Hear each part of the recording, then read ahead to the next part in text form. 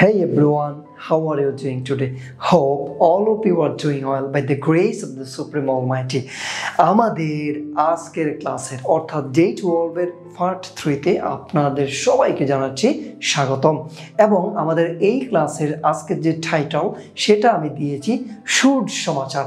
এটা কিন্তু শুভ সমাচার না, আমি বললাম যে শুভ সমাচার, মানে আমরা ইংরেজিতে শুডের যে নানান ধরনের ব্যবহার করতে পারি সেটি নিয়ে কিন্তু আজকে আলোচনা করব এবং এই ক্লাসে আমরা দেখব যে শুডের 8টি ব্যবহার, যেগুলোকে আমি 4টি জোড়ায় বিভক্ত করেছি, কেননা জোড়া জোড়া করে যখন আমরা শিখব তখন কিন্তু আমাদের এই শেখাটা অনেক অনেক সহজতর হয়ে যাবে। So without any delay let's jump to our main class. Sharabindu, শিক্ষা হোক মজায় মজায়। কোনো কিছু আমাদের বর্তমানে করা উচিত, সেই অর্থে আমরা ব্যবহার করব শুড প্লাস V1, মানে ভার্বের বেসিক ফর্ম। আচ্ছা, কিন্তু যদি ওই কাজটা আমাদের অতীতে করা উচিত ছিল, সেই ক্ষেত্রে আমাদেরকে ব্যবহার করতে হবে শুড হ্যাভ প্লাস V3। পার্থক্যটা একটু লক্ষ্য করুন। যদি বর্তমানে করা উচিত মানে কি শুড প্লাস V1, কিন্তু অতীতে করা উচিত ছিল মানে কি শুড হ্যাভ প্লাস V3। আসুন আমরা একটু কয়েকটা উদাহরণ দেই, দেখবেন এটা একদম সহজ এবং আমরা খুব সহজে বুঝতে পারবো। আচ্ছা, তোমার সেখানে যাওয়া উচিত, ইংরেজি কি হবে? ইউ শুড গো দেয়ার। তাহলে যাওয়া উচিত মানে কি should go, should plus V1। আচ্ছা, যদি আমি এবার বলি যে তোমার সেখানে যাওয়া উচিত ছিল, তাহলে কি বলতে হবে? ইউ শুড হ্যাভ গন দেয়ার। তাহলে যাওয়া উচিত ছিল মানে কি শুড হ্যাভ গন।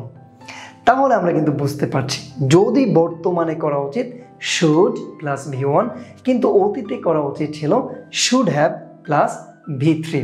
এইবার আসুন আমি এরকম আরেকটা উদাহরণ দেই আপনাদের সুবিধার জন্য।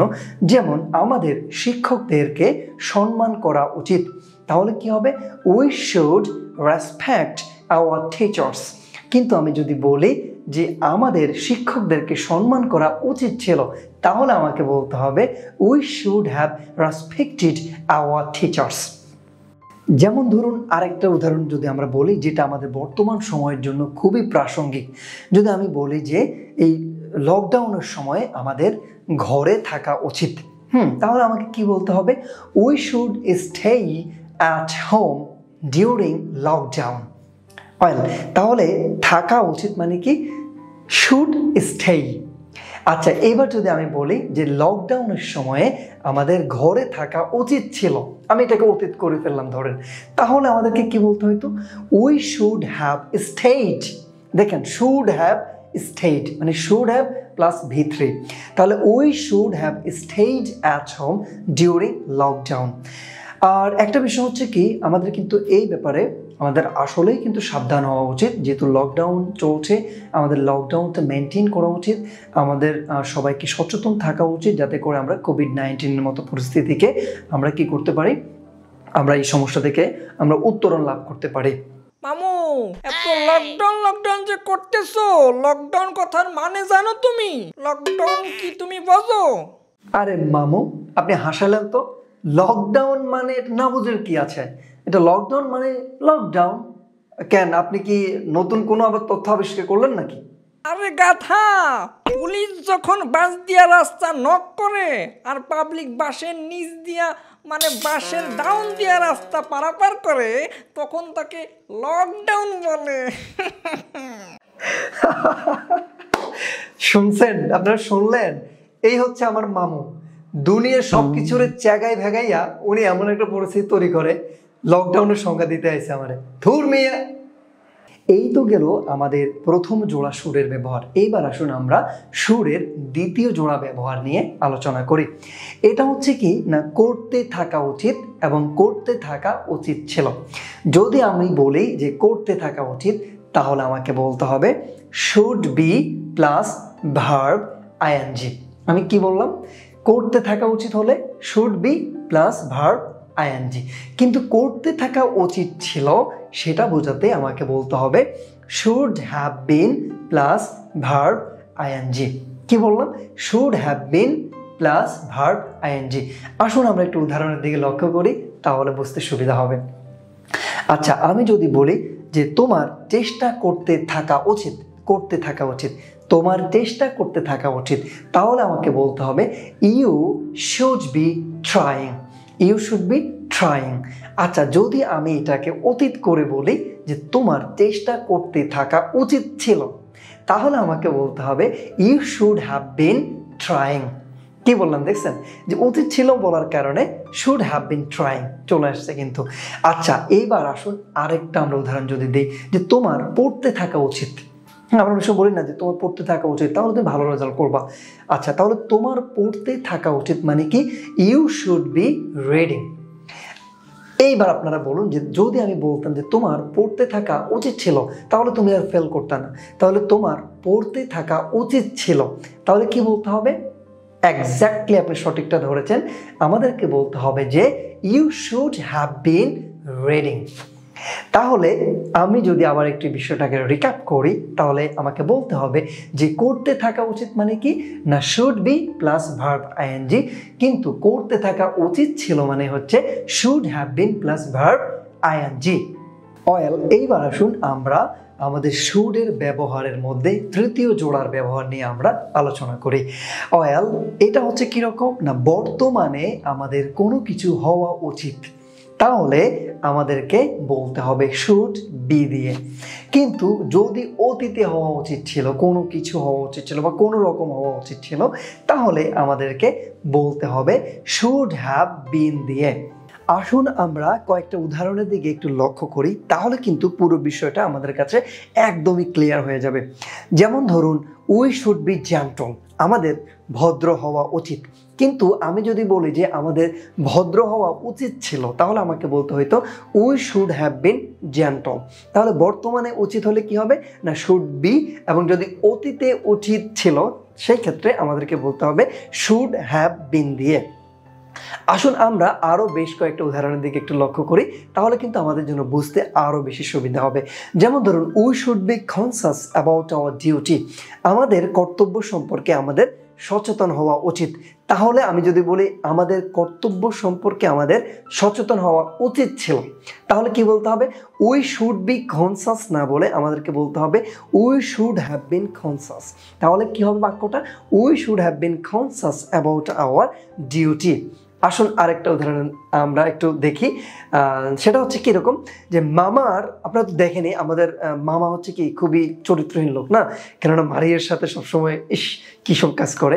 সো আমরা যদি বলি যে আমাদের মামার চরিত্রবান হওয়া উচিত, তাহলে আমাদেরকে বলতে হবে আওয়ার মামু শুড বি গুড ক্যারেক্টেড। আচ্ছা, আর যদি বলি যে আমাদের মামুর চরিত্রবান হওয়া উচিত ছিল, তাহলে আমাদেরকে বলতে হবে আওয়ার মামু শুড হ্যাভ বিন গুড ক্যারেক্টেড। ইচ্ছে ভাগিনা, তার মানে তুমি কইতে চাও আমি ব্যাড ক্যারেক্টারে? এমন কথা তুমি আমার কইতে পারলা? মামু, আচ্ছা এখন কি ওই যে মারিয়া আপুর সাথে দেখা সাক্ষাৎ করেন? আর মামি কি শিখাও জানে নাকি মামু? আইছেন আপনি আবার সাধুগিরি করতেন। আর সিঙ্গেল মেয়ের কথা শুনলে আপনার তো মাথা ঘুরঘুর করে। তো আপনারে ব্যাড ক্যারেক্টার বলবো না কি বলবো?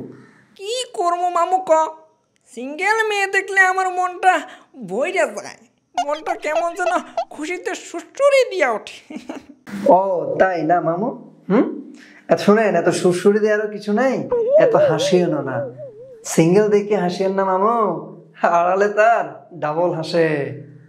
তো দেখতে দেখতে আমরা কিন্তু শুট সমাচারের আমাদের পর্বের প্রায় শেষ পর্যায়ে চলে এসেছি। আমরা এখন আমাদের শুটের যে চতুর্থ জোড়া ব্যবহার রয়েছে সেটি নিয়ে আলোচনা করব।